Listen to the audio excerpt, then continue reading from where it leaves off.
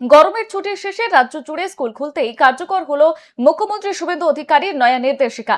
ছাত্রছাত্রীদের মধ্যে দেশপ্রেমের বার্তা ছড়িয়ে দিতে এখন থেকে সরকারি শিক্ষা প্রতিষ্ঠানগুলির সকালের প্রার্থনা সভায় বঙ্কিমচন্দ্র চট্টোপাধ্যায়ের রচিত বন্দে মাতরম গান গাওয়া শুরু হয়েছে। মঙ্গলবার বীরভূমের রামপুরহাট থানার খরুন প্রাথমিক বিদ্যালয়ে এই নির্দেশের এক স্বতঃস্ফূর্ত প্রতিফলন দেখা গেল।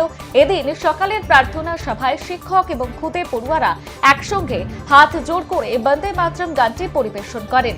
যেহেতু প্রাথমিক স্কুলের বাচ্চাদের কাছে গানটি নতুন, তাই তাদের সহজে শেখাতে অভিনব উদ্যোগ নিয়েছেন বিদ্যালয় কর্তৃপক্ষ। ভারপ্রাপ্ত প্রধান শিক্ষক অরূপ মুখোপাধ্যায় তিনি জানিয়েছেন, সব পড়ুয়াদের হাতে গানের জেরক্স কপি তুলে দেওয়া হয়েছে এবং ব্লুটুথ মাইকে অডিও বাজিয়ে সঠিক সুরে গানটি মুখস্থ করানো হচ্ছে। নতুন নিয়ম অনুযায়ী প্রার্থনা সভায় প্রথমে বন্দে মাতরম গাওয়ার পর পূর্বের নিয়ম মেনেই জাতীয় সঙ্গীত জন গণ মন গাওয়া হচ্ছে। সরকারের এই নতুন উদ্যোগকে ঘিরে বিভিন্ন মহলে চর্চা চললেও খরুন প্রাথমিক বিদ্যালয়ের কচি কাচাদের উৎসাহ এবং স্বতঃস্ফূর্ত অংশগ্রহণ এই কর্মসূচিকে এক ইতিবাচক রূপ দিয়েছে।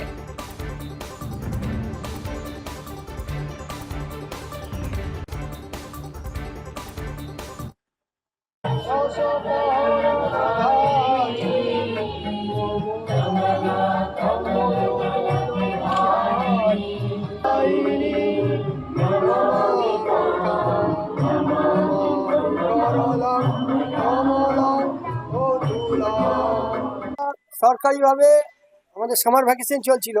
রাজ্যের নতুন মুখ্যমন্ত্রী হওয়ার পরেই আমাদের শিক্ষা অধিকর্তার কাছ থেকে আমরা নির্দেশ পেয়েছি। নির্দেশ পাওয়ার পরে গতকাল অর্থাৎ 1 জুন থেকে স্কুল খুলেছে। 1 জুন থেকে আমরা শুরু করেছি এবং এখনও ছাত্রছাত্রীদের সম্পূর্ণভাবে গানটা মুখস্থ হয়নি।